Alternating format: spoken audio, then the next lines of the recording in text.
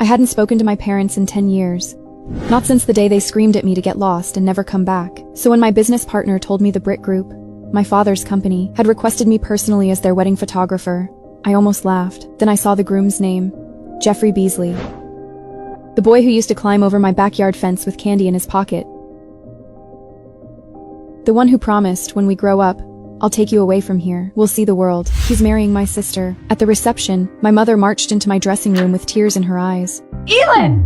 We raised you for 18 years! How can you be so heartless? I looked up at her, calm as ice. Mrs. Britt, please release me. I have work to do. Her face went ghost white.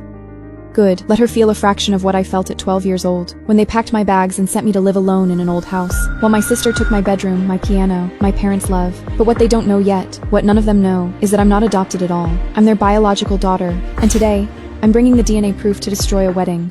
At a wedding shoot, I ran into my parents. I hadn't spoken to them for a decade. They were mingling with other guests, their smiles freezing the instant their eyes landed on me.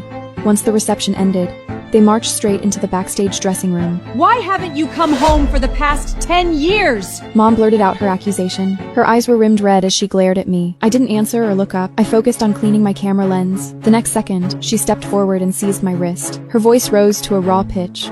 Elin, we're your parents. We raised you for 18 years. How can you be so heartless? I lifted my head with a frown. I was confused by her outburst. 10 years ago, they were the ones who told me to get lost and never come back. I'd done exactly that. So what were they upset about now?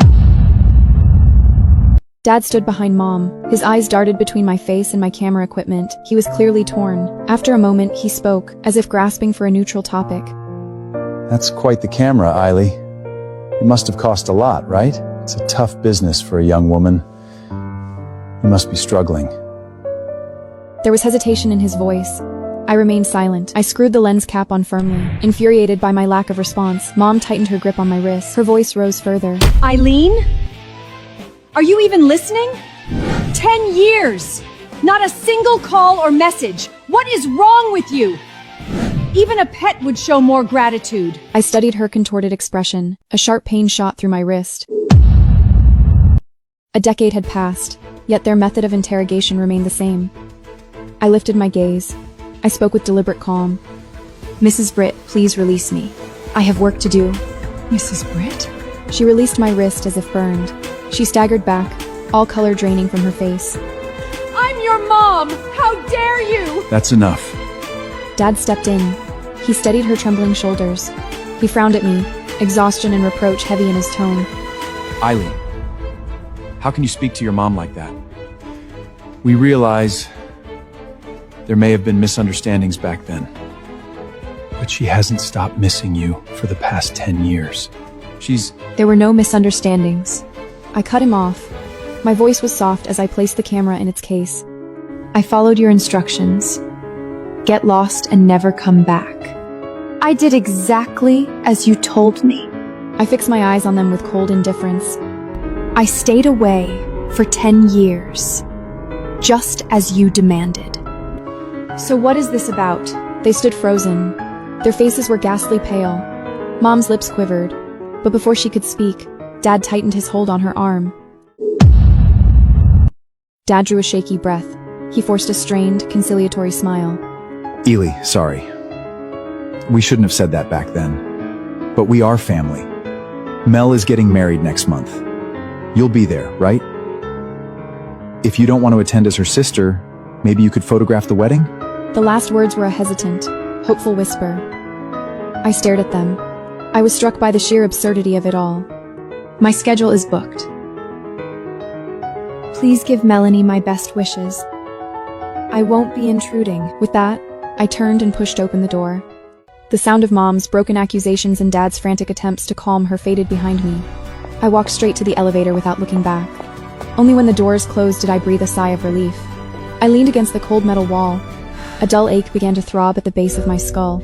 It was a lingering aftereffect of a severe fever years ago. It always flared up on rainy days. Back at my temporary apartment, I finally unwound. My phone vibrated. It was Kimberly Cooley, my business partner. Eily, the final payment for today's wedding just came through. Oh, about that couple who confronted you, is everything okay? They looked really upset. It's fine, I said, keeping my voice level. They're just my adoptive parents. Kimberly paused before replying. All right. Listen, we just got a very firm, non-negotiable collaboration request. From the Brit group, they're insisting you personally photograph a high-profile wedding. The Brit group was owned by my dad. My heart sank. A crushing sense of helplessness washed over me. Kimberly sounded worried. I'm afraid we can't turn it down. I gripped the phone until my knuckles turned white. 10 years. I had thought I'd gone far enough to escape their shadow. Yet with a single move, they could still disrupt the life I had fought so hard to build. Understood. Send me the details. I said, my throat tight. Okay. Kimberly replied softly after a pause. The wedding itinerary arrived a few minutes later.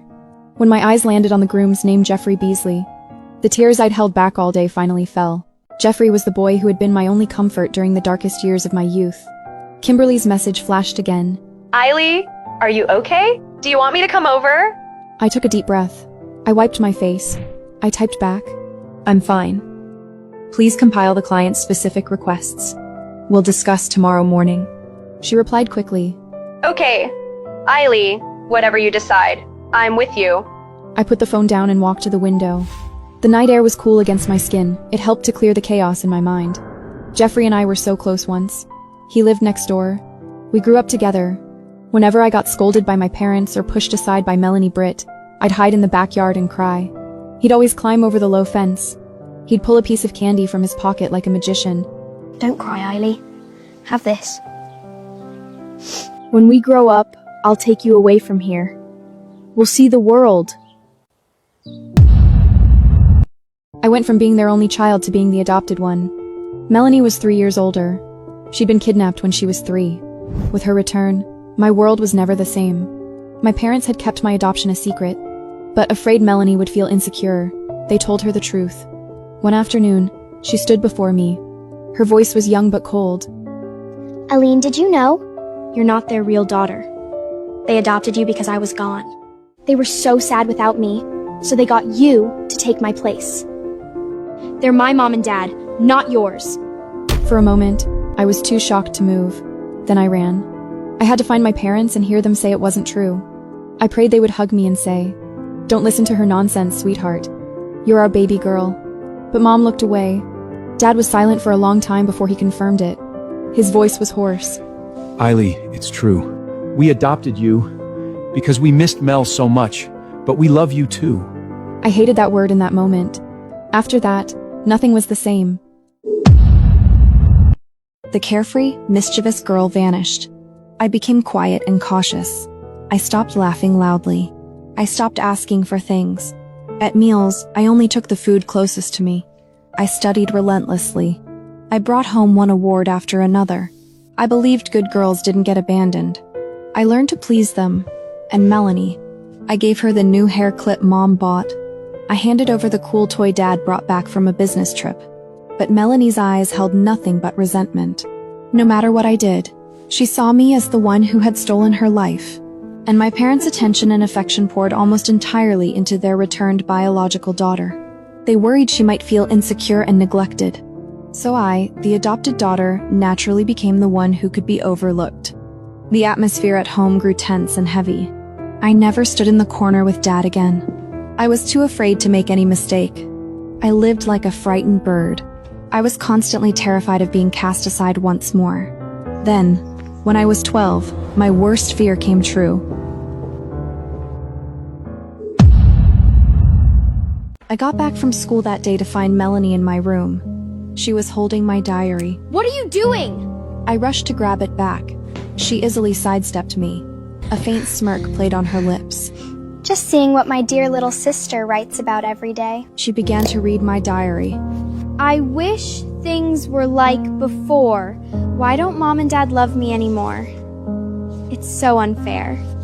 My voice trembled. Give it back! That diary held all my secrets and my fragile side. She stood up.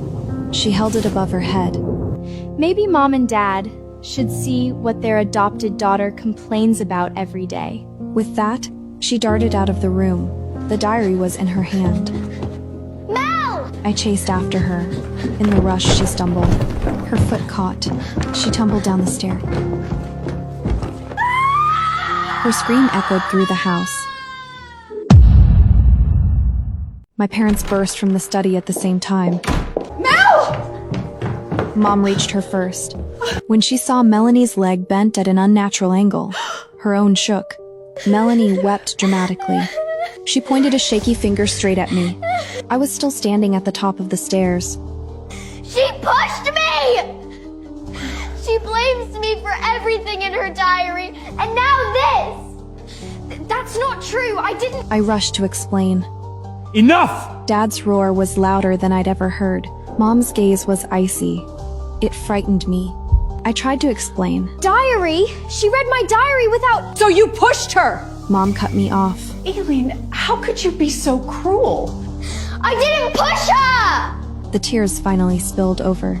She fell! Mom's hand came up. Still lying? She struck my face hard. The sting on my cheek was nothing compared to the ache in my chest. Dad stood behind her. His gaze was full of disappointment. Ely, we always thought you were a sensible girl. Even though you're not our blood, we never treated you poorly. But you...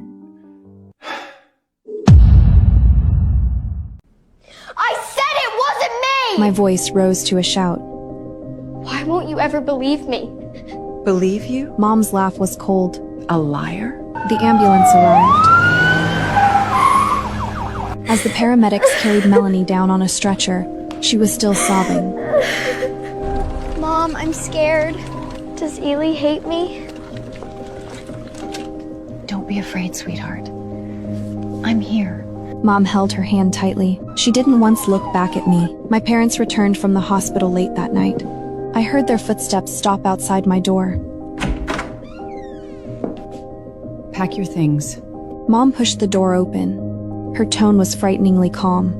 You're moving to the old house tomorrow. I stared, frozen. Then I dropped to my knees. No! Please, Mom, Dad, don't send me away. I'm sorry. I'll be good, I promise. Mom looked down at me coldly. Mel needs peace to recover. Seeing you will upset her. I won't bother her! I cried. I clutched at her legs. I can stay in the storage room. I can come home after you're all asleep. Please don't make me leave. Dad sighed. Ely, this is for the best. The first night I moved into the old residence, I had a high fever. My forehead was burning. I shivered all over.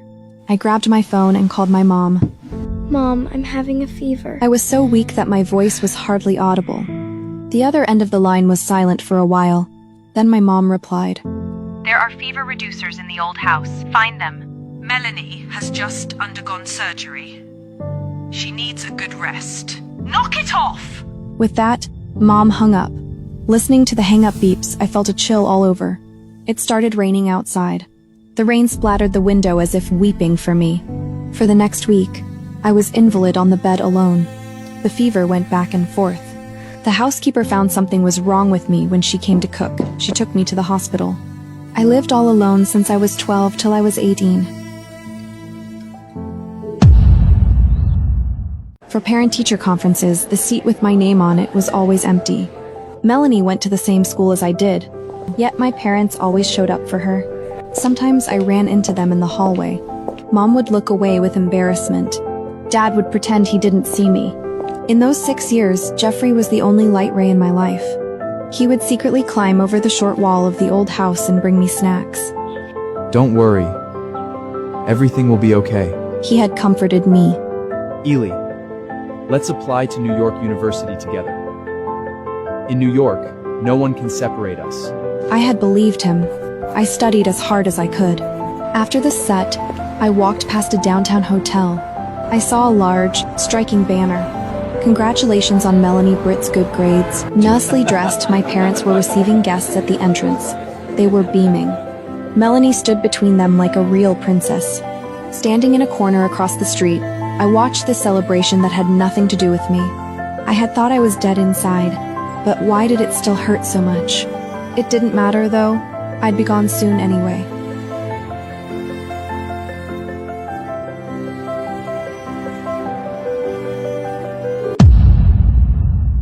The day I received the acceptance letter from the university, I opened it swiftly with excitement, but it was the badge of the USC that I saw. My blood turned cold instantly. I recalled my parents' odd behavior from several days ago. It dawned on me that they had altered my application form. Without hesitation, I barged into the so-called home. It was the home from which I had been away for a long time. I slammed the letter on the coffee table. Why USC? I demanded. What's wrong with it? Mom replied nonchalantly. It's close? In a trembling voice, I snapped. Why did you change my application? Why? Because we're your parents. Just then, Dad walked out of the study. He explained, Melanie also applied to New York University.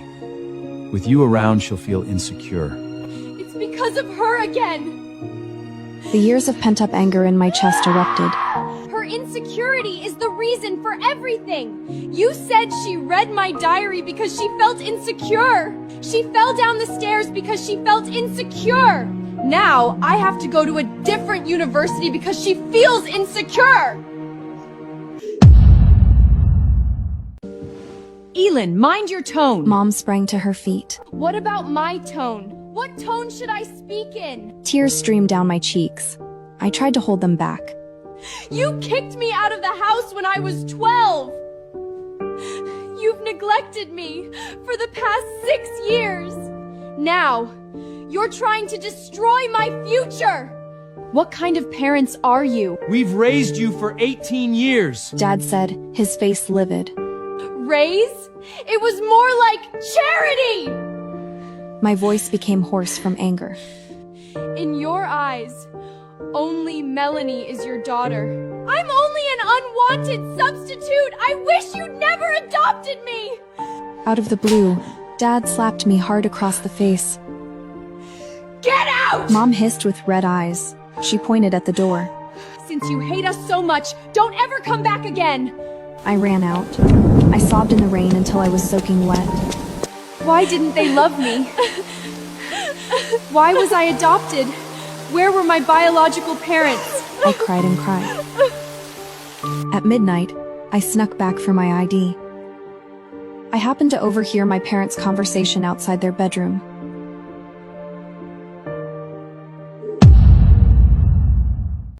The DNA test report done many years ago. Since they'd invited me, I'd go to the wedding. They destroyed my life for Melanie's happiness. I'd see how happy she was. The light from the glaring chandelier on the ceiling of the hotel hall spilled on the lens of my camera. It reflected my tense side face. My employee Fiona Blevins was crouching to open the device case. The clear clicking of the plastic clip couldn't ease my fidget. This was Melanie's wedding. Of course, the whole team should be here. I should have known better. Elin, came a female voice as sharp as a needle. My hands paused while holding the camera.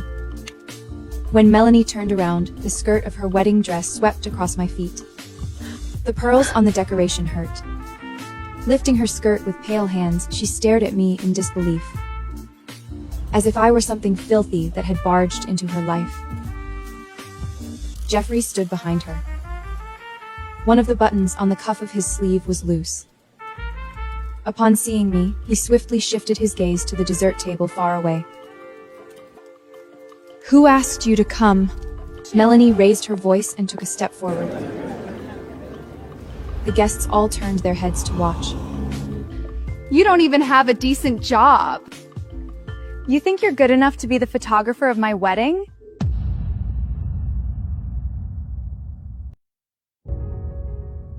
She's your younger sister. Dad interrupted Melanie. His tone was lukewarm. He didn't spare a look at me. It was as if I were just an insignificant stranger. The wedding is about to begin. Knock it off. With a livid face, Melanie stared at me malevolently. She's a good photographer. She barely gets by with a camera. Mom and Dad raised you for 18 years, and you were away for 10 years. Now that you have a little money, you think you're better than us? Who bought dresses for you when you were a child? Who took you to kindergarten? Did you forget? The guests talked with each other as she spoke louder and louder. I tightened my grip on the camera. The blood drained from my knuckles. How I wish Mom and Dad could interfere. Even if it was as simple as stop it. To my dismay, Mom just turned her head to look at the macarons on the dessert table. Dad took out a pack of cigarettes from his pocket. Then he tucked it back in restlessly. Mel, the wedding first. He urged. There was no explanation. Neither of them defended me. Nor did they display a tinge of guilt. I looked down at my reflection in the mirror. I realized how pathetic I was. 10 years had passed, and I was still expecting them to be fair. Fiona handed a cloth to me. I took it and wiped the lens slowly with it. I tried to repress the surging sadness. I'd come to work not to settle accounts with them. I told myself.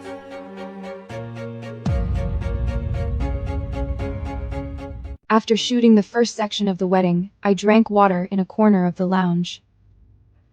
The warm water in the plastic bottle was bland.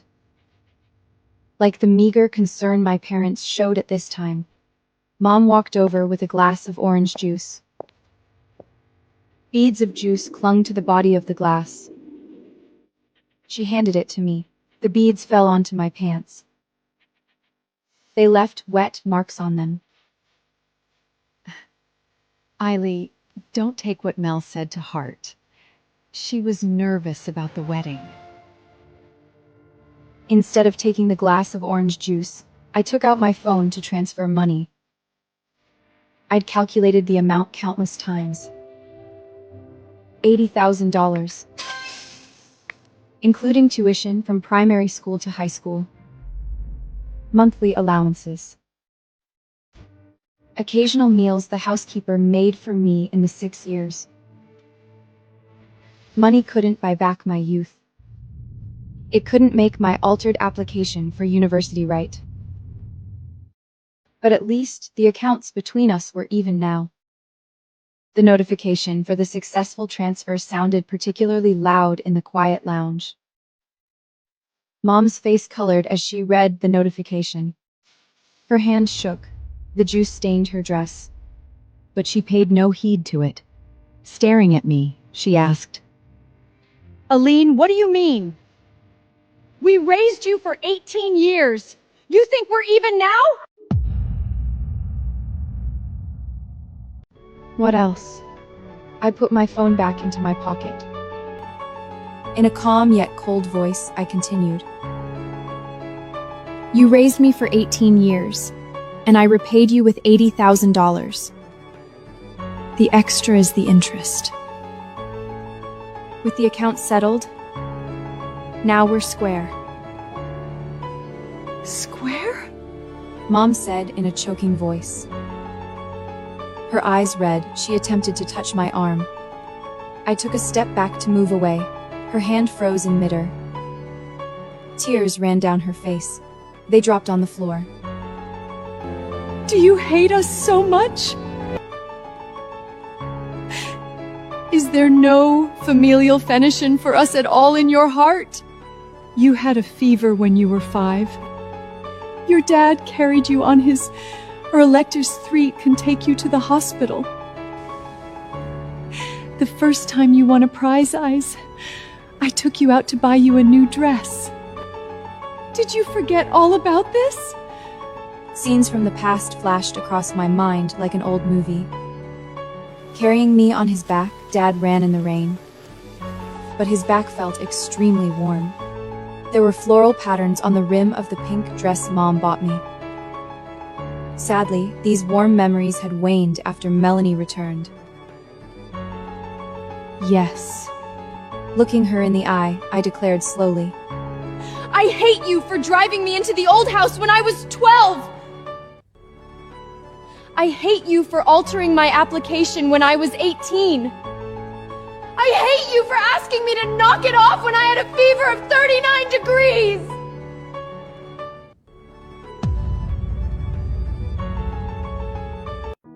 Mom stopped crying.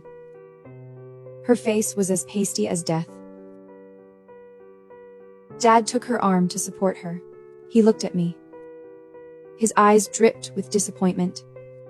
Ely, we were wrong, but what you're doing is ruthless. Suddenly, Melanie marched over. She pointed at me and yelped. Dad and Mom raised you for 18 years! First, you left without saying goodbye. Now, you want to cut ties with them? As an adopted daughter, you should be grateful that they didn't let you starve. How dare you talk about fairness with them? What ingrate? An adopted daughter? I turned to my parents. My heart was racing. Finally, the right time had come.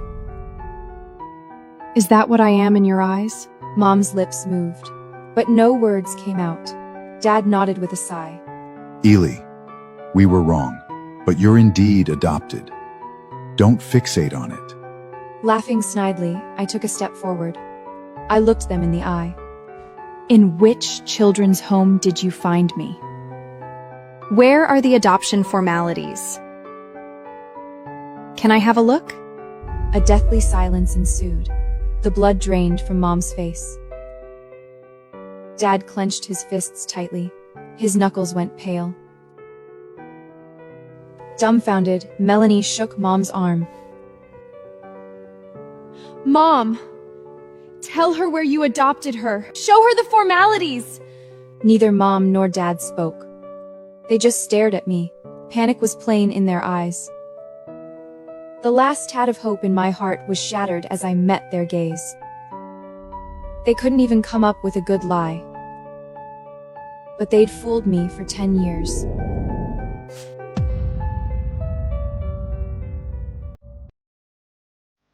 My fingers trembled as I fumbled the laminated DNA test report in my purse. I'd kept it for 5 years.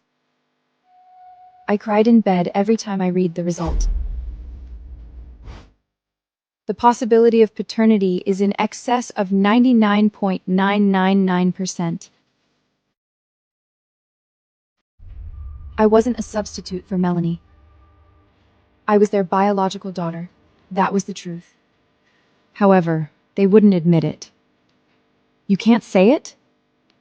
I will. I handed the report to my parents. Under the light, the plastic cover glared. They couldn't open their eyes. Mom was breathing rapidly. Dad wanted to take the report. But he withdrew his hand on second thought. You claim I'm adopted? I continued in a flat voice. It expressed my 10 years of sadness. Then why is the possibility of paternity 99.999%? Why does the DNA test report say you're my biological parents? Melanie dashed over and snatched the report away. Her fingers trembled violently as she read it. No! This can't be true! This can't be true! This report must be a forgery! You're using it to take everything away from me! A forgery? I looked at my parents. Ask your parents.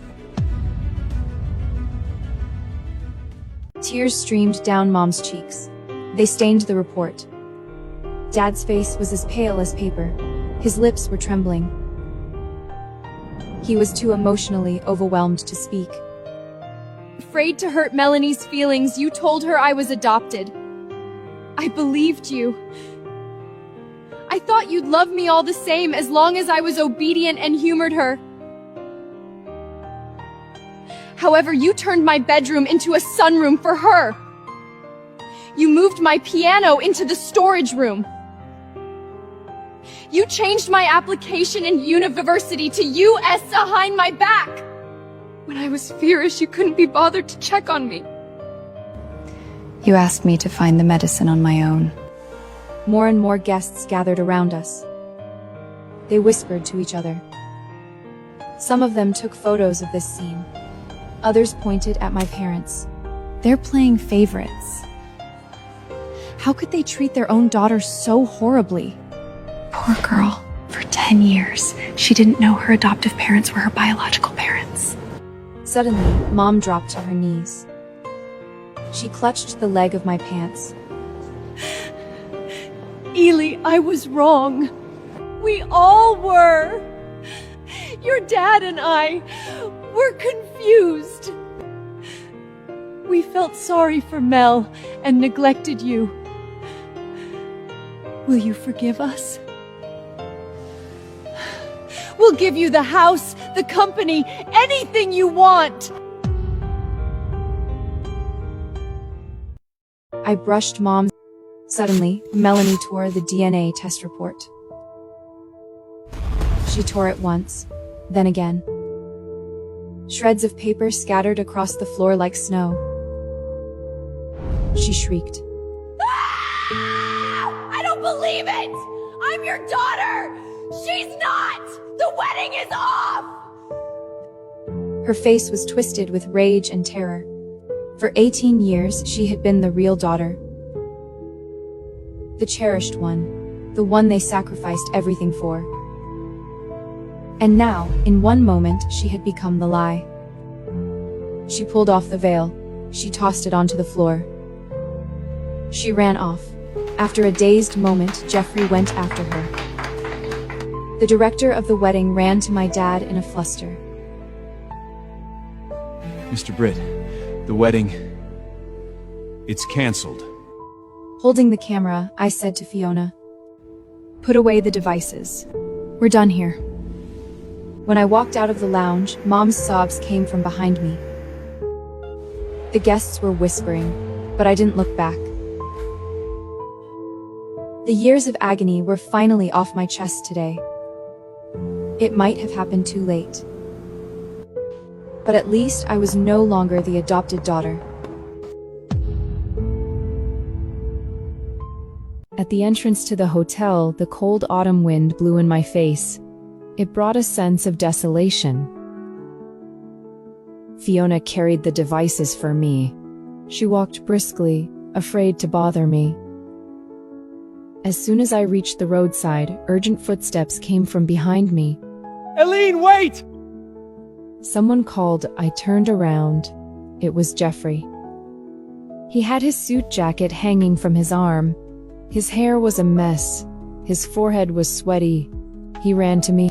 He was huffing and puffing. His chest was heaving violently. His eyes were full of guilt. I'm sorry. He apologized in a husky voice. I'm sorry I didn't go to find you back then. I'm sorry. I got together with Melanie. I gazed at him. Under the sunshine, the fine wrinkles at the corners of his eyes were obvious. When we were little, he was always saying I had big doe eyes. Now the glitter in his eyes was gone. One day in my senior year in high school, he climbed over the tall wall with a candy in his hand. He said to me, Ely, after we're both admitted to New York University, I'll take you to the sea. The sweetness of the candy was vivid in my mind for many years.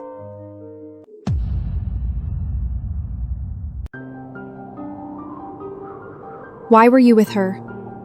My low voice faded in the wind. When I was in college, she found me one day. She told me you'd forgotten me. She said you'd gone to Los Angeles and would never come back. Jeffrey clutched his jacket. His knuckles were pale. She said you hated me for not putting in a good word for you. I panicked. I looked for you, but you'd changed your phone number, and the old house was empty. I thought you didn't want to see me anymore. An unbearable pang ran through my heart. The day I enrolled at USC, I came to New York University. I assumed he'd be waiting for me at the entrance. To my disappointment, I waited there all day. He never showed up. Afterward, I learned that he was already with Melanie back then.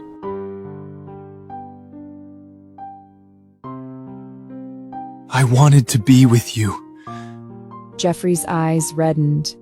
They brimmed with tears. After the SAT, I went to the old house to find you. Your parents told me you'd left and would never come back. I waited at the gate to the old house all night. The candy in my hand melted. Melted. Like our terminated, long-gone relationship. Melanie and I have broken up. The wedding is off. He took a step forward to hold my hand. I retreated and moved away. Ely, can we start over? I was wrong. I'll cherish you all the more.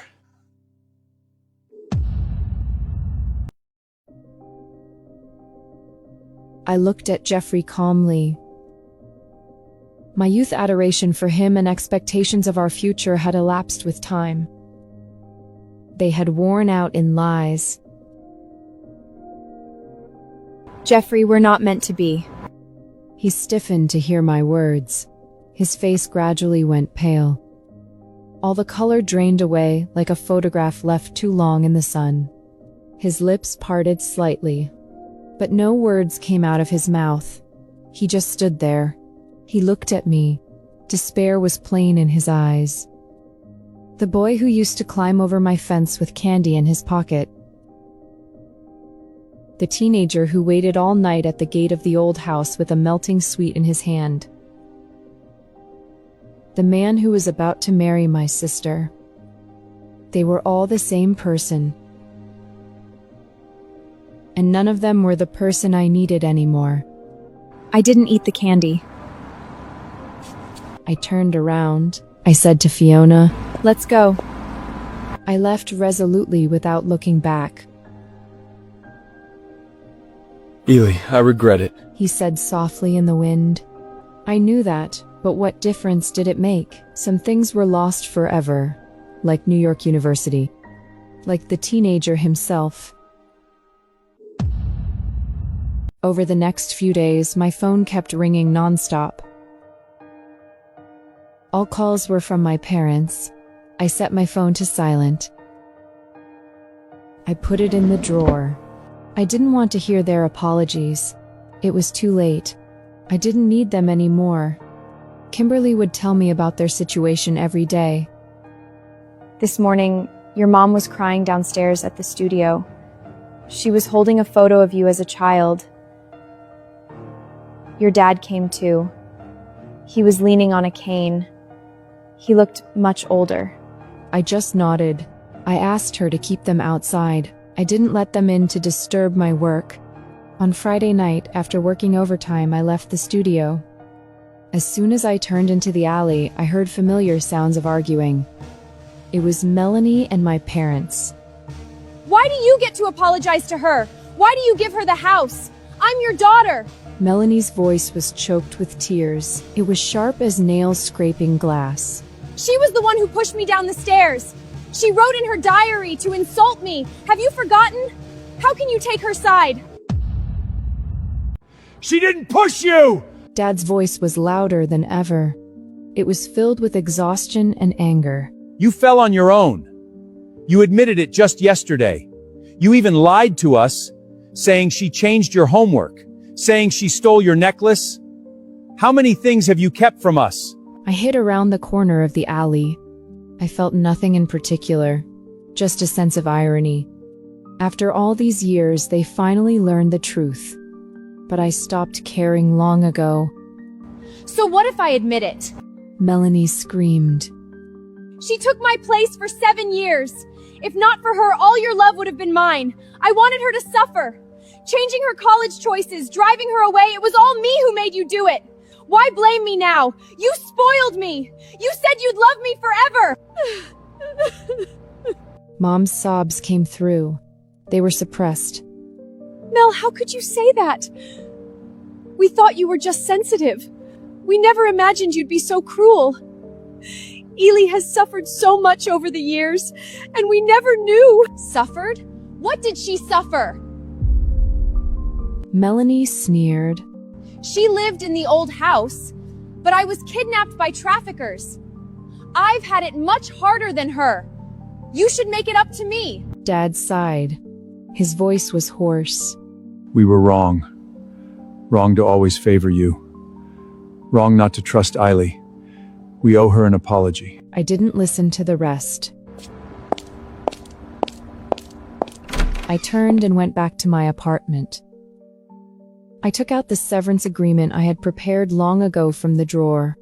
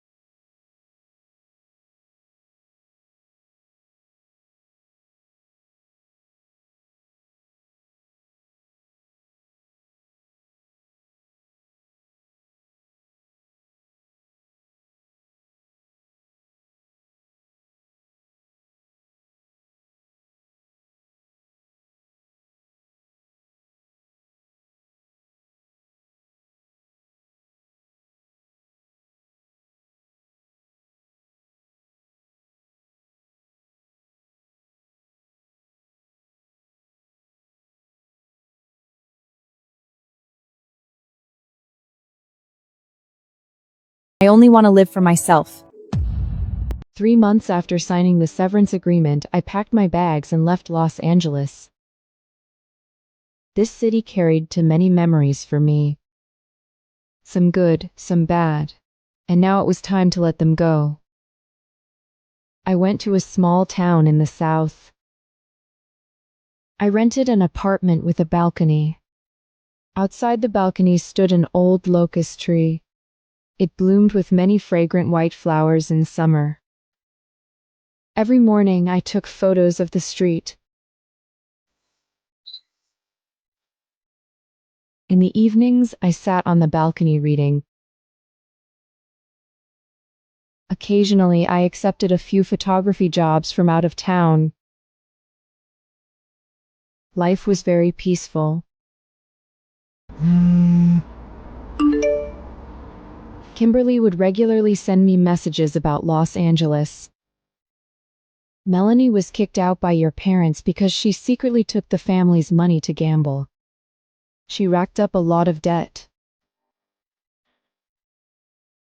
Later, she went to find Jeffrey, and the two of them still got married. But they argue every day. Jeffrey messed up his job too. He got fired by the company. Now he spends every day drinking at home. When he's drunk, he yells at Melanie, and Melanie cries. Their life is a complete mess. I looked at the messages. I felt nothing inside. Whether their days were good or bad, it no longer had anything to do with me. I only occasionally thought of my childhood. Dad teaching me to ride a bike. Mom braiding my hair. Those warm scenes flashed through my mind like old movies, but quickly faded away. 2 years later, I held a solo photography exhibition in the small town. Most of the photos on display were street scenes, elderly people sitting at their doorsteps basking in the sun. They held palm fans, children running through the alleys. They clutched ice cream in their hands. Some featured couples holding hands and smiling sweetly under the old locust tree. None of the Britt family appeared in these photos.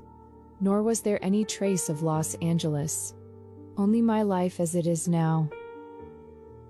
On the day the exhibition opened, many people came. I was signing my name in a corner of the gallery when someone gently tapped my arm. I looked up. I was stunned. It was my parents. Mom's hair had turned much grayer. It was neatly combed. She was still wearing that dark red dress from years ago, though it had faded from many washes.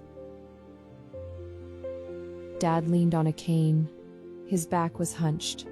Deep wrinkles were etched into his face. He looked much older. They stood in front of one of my photos. It showed an old house. It was very much like the one I used to live in. Dad's fingers gently brushed the photo.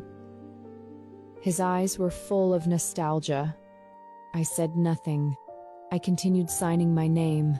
My heart was beating a little fast, but I felt very calm inside. I no longer hated them, nor did I love them. They just felt a little unfamiliar. Dad slowly walked over. He held a brown envelope. He handed it to me. His hand was cold. It was covered in calluses, the result of years of holding a pen. Ely, this is an apology letter. We know you won't forgive us, but we still wanted to write it for you.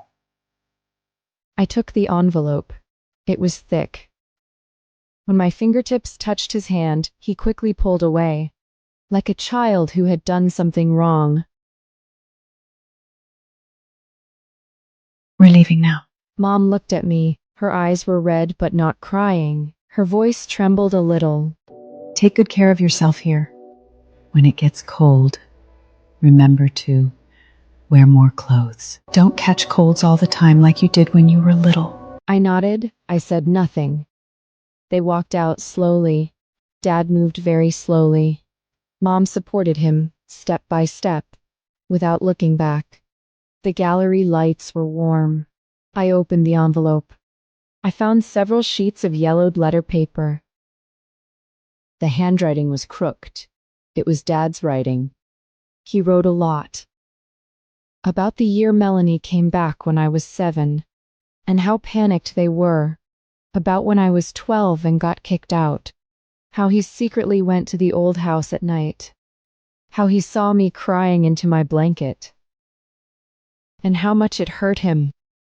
About changing my college application when I was 18, and how much he regretted it. About how, over the past 10 years, they tried to find me, and thought about me. The last line read, Ely, we're sorry. You must live well, better than us. Tears fell onto the letter. They blurred the ink. I read it again and again. Dad's handwriting was crooked, unsteady, the hand of an old man who had lost his fine motor skills. He wrote about the night they told Melanie I was adopted, how Mom had cried herself to sleep for a week afterward, how Dad had driven to the old house in the rain just to check if the light was still on in my window. He wrote about the day he changed my college application. I knew it was wrong the moment I signed it. But Melanie was crying. She said she'd run away if I didn't. I was a coward, Ailey. I chose the easy path and you paid the price. He wrote about the 10 years of silence. How Mom saved every photo of me she could find in a shoebox under her bed. How Dad drove past my old apartment building once a month, hoping to catch a glimpse of me. I pressed the letter against my chest. The paper was warm from my tears. All these years I thought they had forgotten me. They hadn't. They were just too weak, too guilty, too broken to come find me. I folded the letter. I put it in my bag. I walked to the window. I watched my parents' figures slowly disappear around the corner. Dad leaned heavily on his cane. Mom's arm was linked through his. They walked like two people carrying a weight they knew they could never put down. The wind was gentle. It brushed my face. It carried the scent of the old locust tree. I knew I would never forgive them, but I would not hate them anymore either.